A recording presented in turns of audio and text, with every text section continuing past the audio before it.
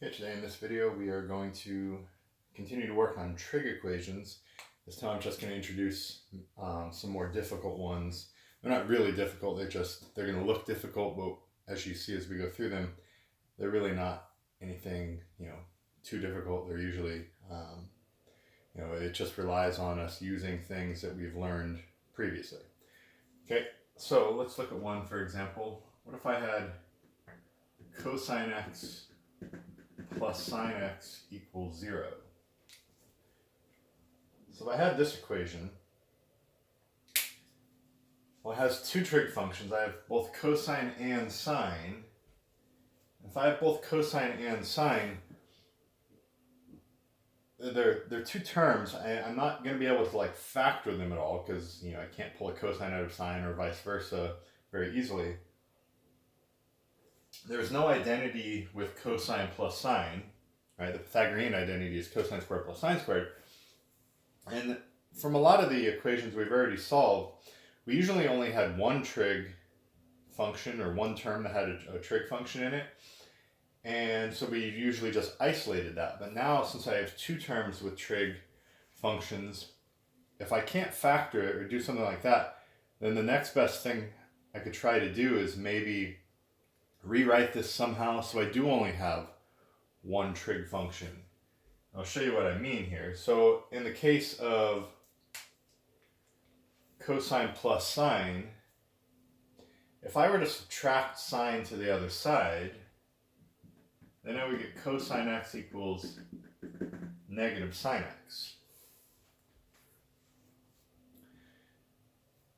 Well, this is really just me saying, okay, where does cosine and sine, where does cosine and sine have the same value, but one's positive, one's negative? They just have opposite signs here.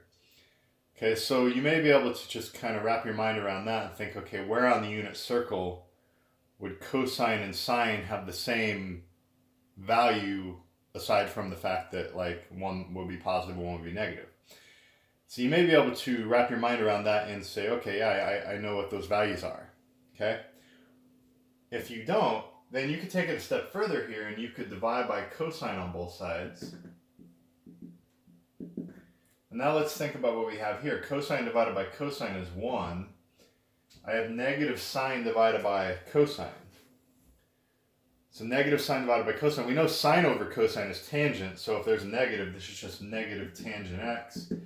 And it'd be easier if I just had tangent by itself, so I'll move the negative to the other side. I'll either divide or multiply by negative 1. So this is the same thing as solving the equation negative 1 equals tangent of x. Okay, so to summarize what we've done so far, we had two trig functions here. I can't really factor that. I can't really do much with that. It's not an identity. So what I tried to do is I tried to make it something I can at least wrap my head around. So I subtracted sine to the other side. So on the one hand, I could have solved this equation by simply thinking, where does cosine and sine have the same absolute value? In other words, where do they have the same number, but with opposite signs, right? If this is positive and that's negative, that just means they have opposite signs. So you might be able to figure it out from there. Or, like I said, it might be easier to then divide both sides by cosine here and realize that sine over cosine is really tangent.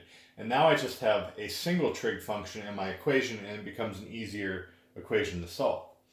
Okay, so if I think about where tangent equals negative 1 on the unit circle, remember tangent equals 1 or negative 1 at the pi over 4s on the unit circle. And tangent is negative in quadrants 2 and 4. So at 3 pi over 4 and at 7 pi over 4, that's where tangent equals negative 1. And going back to this step right here when we were saying, okay, where does cosine and sine have the same absolute value, or where do they have the same number but opposite signs? Remember, at any of the pi over 4s, sine and cosine are both 1 over the square root of 2, and then depending on which quadrant you're in quadrant 1, sine and cosine are both 1 over the square root of 2. But in quadrant 2, the x-coordinate here is negative and the y-coordinate here is positive, but they're both 1 over the square root of 2. but they have opposite signs. So that's why 3 pi over 4 would still solve, even if I was just stopped here and just tried to wrap my mind around this, or just tried to figure out the solutions from this point. Okay? In quadrant 3, both sine and cosine are negative, so they wouldn't have opposite signs. But in quadrant 4, cosine is positive and sine is negative, so again, at 7 pi over 4, they would both equal 1 over the square root of 2, but the sine would be negative and the cosine would be positive. So even if I had looked at it here and didn't take it all the way to this step, I should still arrive at these two being my solutions, you know, when I think about one rotation around the unit circle. So I know the answer is x equals 3 pi over 4. But again, I want to take care of all the coterminal angles. And again, we've done this a lot with tangent. It comes up a little bit with some of the other equations as well, but it seems like it shows up a lot more often in tangent. The distance from 3 pi over 4 to 7 pi over 4 is pi units. The distance from 7 pi over 4 back to 3 pi over 4 is also pi units. So rather than putting plus 2 pi k, where k is an integer, and then putting 7 pi over 4 plus 2 pi k, where k is an integer, you can more efficiently list the solution set. Since I recognize that this is a distance of pi and this is a distance of pi, in other words, they're equidistant, I could just go by increments of pi, so I could just write this as pi k, where k is an integer. When k equals 0, I just get 3 pi over 4. When k equals 1, I get 3 pi over 4 plus pi, which brings me to 7 pi over 4. When k equals 2, I get 3 pi over 4 plus 2 pi, which is now the coterminal angle with 3 pi over 4. And so on. As k is, you know, any integer, it's just going to move you either to this location on the unit circle or this location on the unit circle. So this expression will give you all the angles that are coterminal with both of these solutions. So this is the most efficient way to write that solution set. So anyhow, that's the idea. So that's how you would solve an equation like that. Let's try another one. What if I had sine x times cosine x minus sine x equals 0?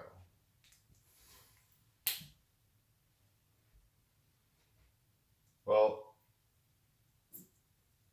one of the first things I'm looking for, if there's not just one trig function, one term with a trig function on it, then I try to think, okay, what else can I do? I look for identities. I don't see any identities sitting here.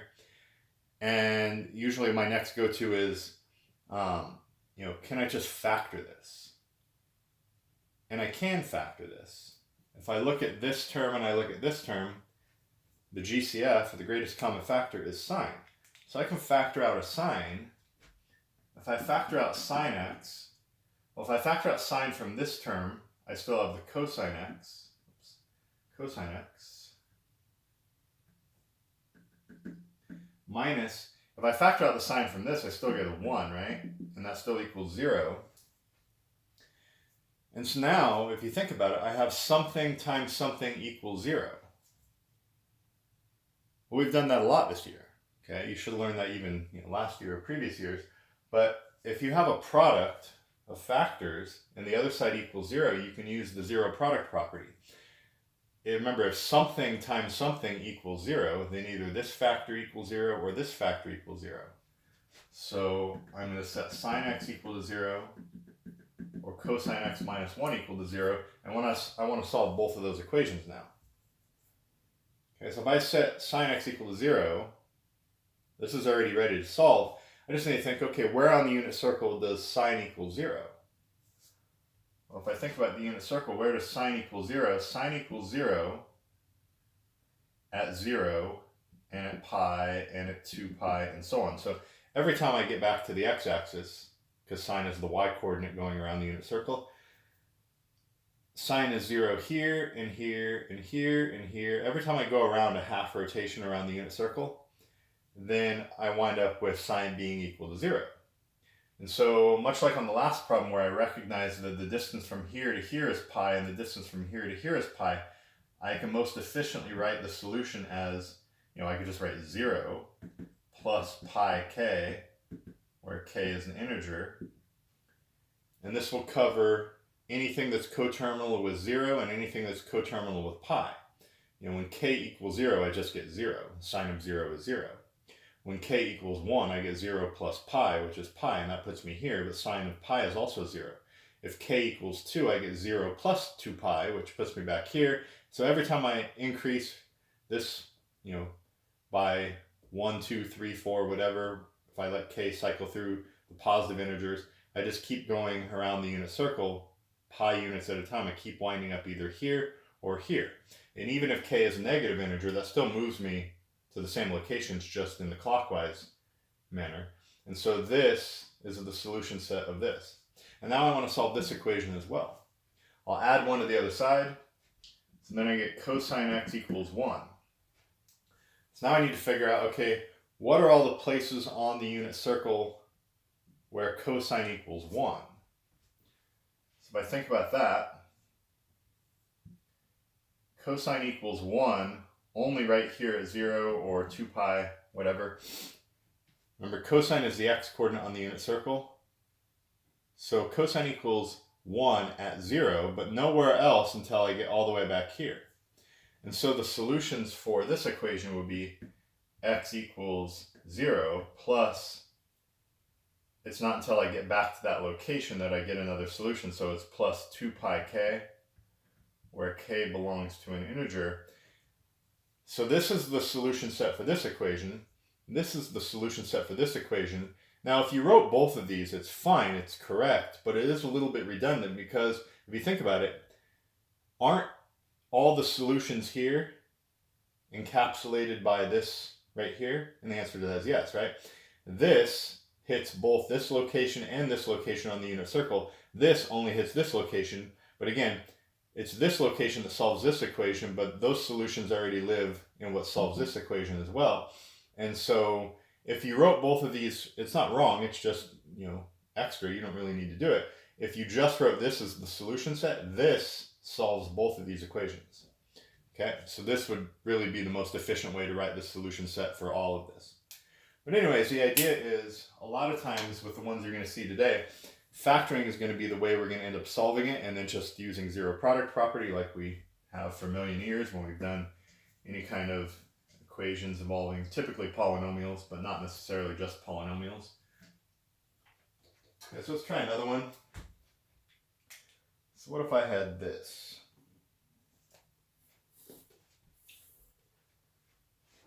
What if I have 2 sine squared x minus sine x minus 1 equals 0? So what if I had this equation?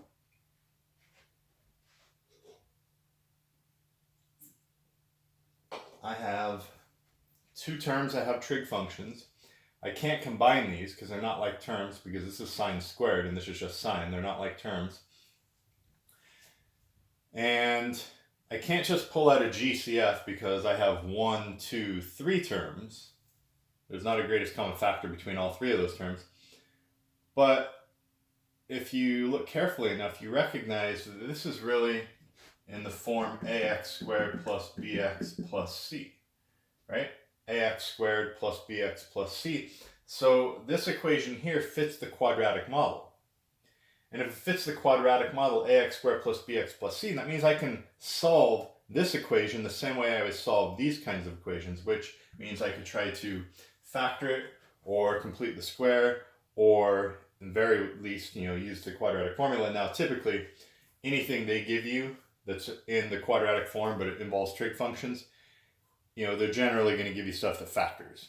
Okay, should be fairly easy. So you could make a substitution, and maybe I'll do a substitution on this first one so you can see, but I'm not going to write all of these as substitutions.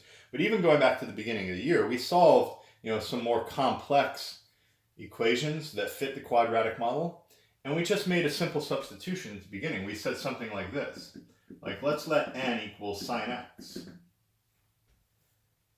And if I let n equal sine x, then I can rewrite this as 2n squared minus n minus 1 equals 0. And so this is the same as solving an equation like this, as far as what our steps will be in strategy and stuff. And we know how to solve this. It's a quadratic equation. If I want to see if it factors, we can always try to get the appropriate factors by using the x. I need two numbers that multiply to be -2 and add up to be -1. So what numbers multiply to be -2 and add up to be -1? No, that would be -2 and 1. Now remember, you can't just jump to the factors if your leading coefficient is not a 1. Remember, we just rewrite this with 4 terms. So this is 2n squared, and then I break apart that middle term into our numbers that we arrived at. So it's -2n, +1n, right? And -2 and +1, so -2, +1. I still have -1. That still equals 0. And so now I have 4 terms on the left. And if you have 4 terms, how do you factor 4 terms? Well, you factor them by grouping again, right? So I take out the GCF here. The GCF here is 2n. Leaves me with n minus 1. What's the greatest common factor here? All I can factor out is a 1, but it leaves me with n minus 1. And then what do they still have in common? Now they have a factor of n minus 1 in common. So if I factor out the n minus 1, what does it leave me with? If I factor out the n minus 1 here, it leaves me with 2n. If I factor out the n minus 1 from here, it leaves me with a +1. And so now I have it factored. And if I have it factored, now I can use the zero product property, keeping in mind that the other side equals 0. Something times something equals 0. I can just set each factor equal to 0 and solve those equations. So n minus 1 equals 0, or 2n plus 1 equals 0. If I solve this equation, I add 1 to the other side, I get n equals 1. If I subtract 1 and divide by 2, I get n equals -1/2. Now keep in mind, we're not solving for n, we're supposed to solve for x. We used n just as a substitution, just to make the equation easier for us to solve, okay? But I need to replace n with what it was. What was n equal to? It was equal to sine x. So really I'm looking for, where does sine x equal 1? And same thing here. Where does sine x equal -1/2? That's what I'm really solving, because remember, at the end of the day, I'm really trying to figure out what that variable is. So in this case, what x is. So this first equation, if I think about on the unit circle, where does sine equal 1? Sine equals 1 at the top of the unit circle. That's at pi/2. And that's the only place on the unit circle where sine equals 1. So any angle that's coterminal with pi/2, that's where sine would equal 1. So the solution set for this equation would be x equals pi/2 plus 2 pi k, where k is an integer. And then I also need to solve this equation. So I think about, where does sine equal -1/2 on the unit circle?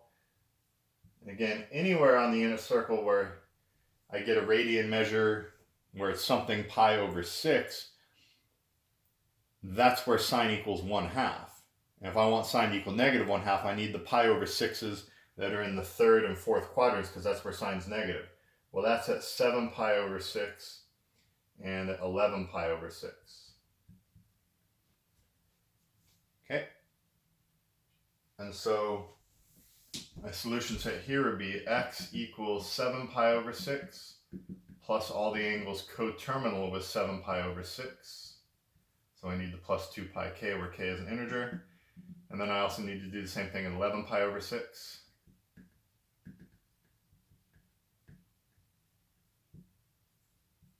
Okay. And if you notice, the solutions here are not included in either one of these statements. So really this and this and this combined, that would be my solution set for the entire equation. Okay. So that's the idea. Typically, you just get stuff where you end up needing to factor. How do we factor? We just factor the same way we always have. You can write out the substitution if you need to. This will probably be the only time in the video that I actually write out the substitution. But keep in mind, you can always do it. For me, moving forward, I'm just going to still factor it without actually replacing sine x with something like n or whatever. Okay, but this is the idea.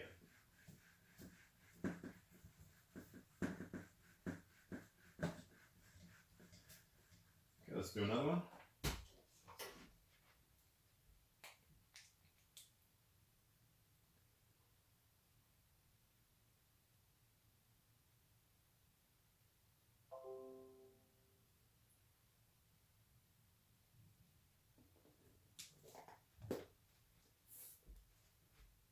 say I have 2 cosine squared x plus sine x equals 1.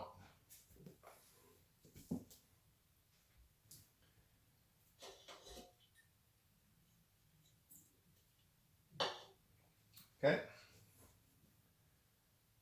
So in this equation, first thing I look for is, again, how many terms do I have with trig functions? I have this term and this term both contain a trig function. Is cosine squared plus sine anything? No, that's not any identity. So I can't really make a quick, easy substitution. I can think in terms of factoring. Can I factor out a GCF here? No. Is it in the quadratic model like the last problem? Well, I know that this is something squared and this is just something to the first power, but it's not the same something, right? This is cosine squared and that's sine. And it's not like I can do this, I'm not going to say let n equal cosine x, because then you still have the sine x sitting here. So making a substitution at this point wouldn't really help. Okay, not that kind of substitution anyways. So we're sort of stuck here. But one thing I know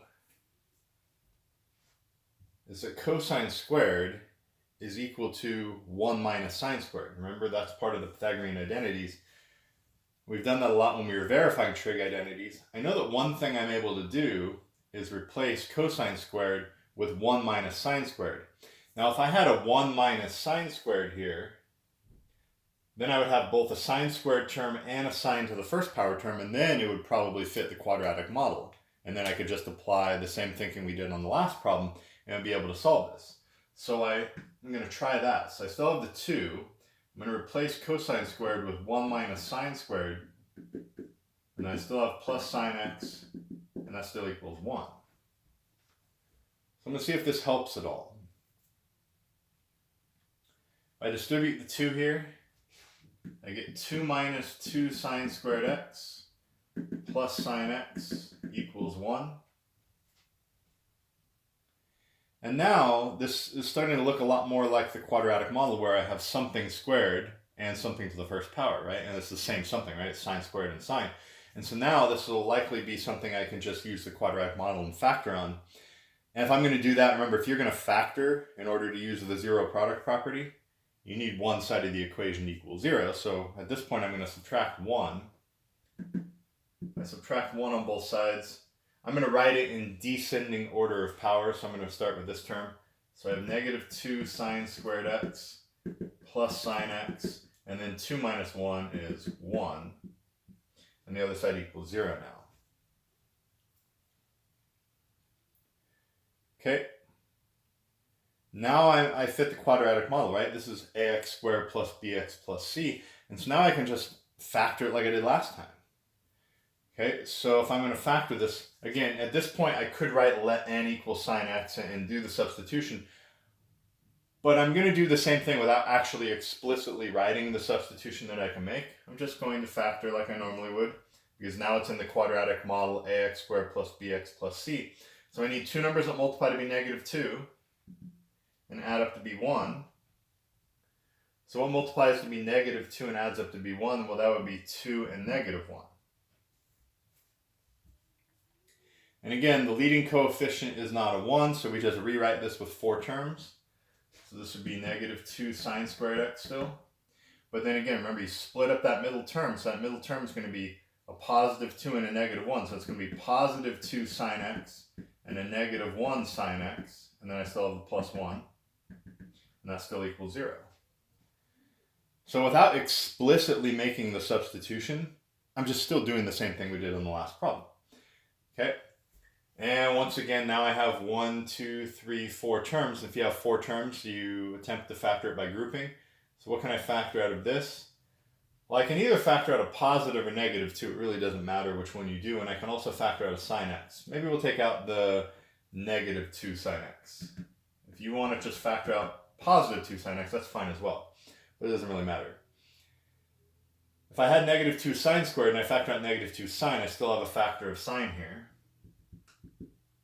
Plus If I had 2 sine x and I factored out negative 2 sine x, then it's not even going to be plus anymore, it's just going to turn to negative 1. And again, you can always just multiply back in your head and see if you get what you're supposed to. Negative 2 sine x times sine x is negative 2 sine squared. And negative 2 sine x times negative 1 is positive 2 sine x. So we did factor that correctly. And then here I need to factor something out. We didn't really have anything in common, so what could I factor out? Well, I remember I want this factor to be the same as the factor that's left here. So I should probably factor out a negative 1. If I factor out a negative 1 from here, it leaves me with sine x. And 1, if I factor out a negative 1, I get a negative 1. So remember, it's important that this factor and this factor are the same. Otherwise, we can't go any further and we wouldn't be able to apply the zero product property.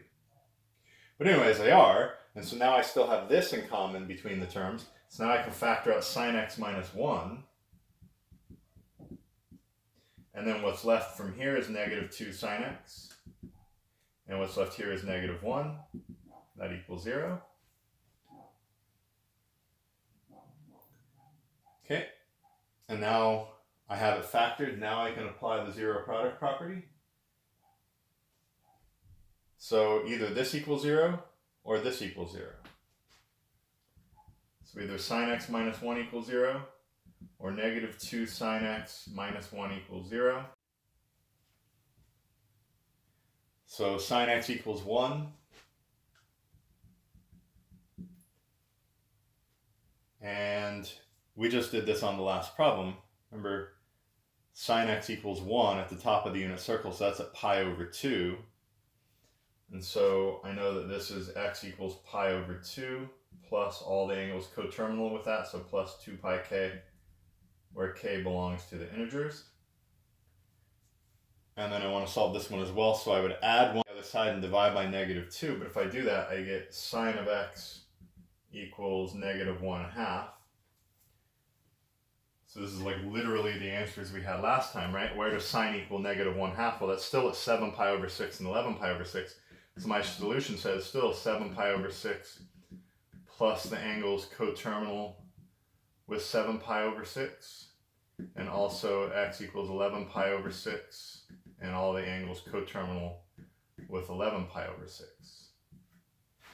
Okay, so that's the idea. So on the assignment that's going to correspond to this video, solving trig equations number 3, you're going to see stuff that for the most part you're just going to need to employ basic factoring and using the zero product property techniques, and then your answers will still come out similar to the other worksheets. So anyways, thank you for watching.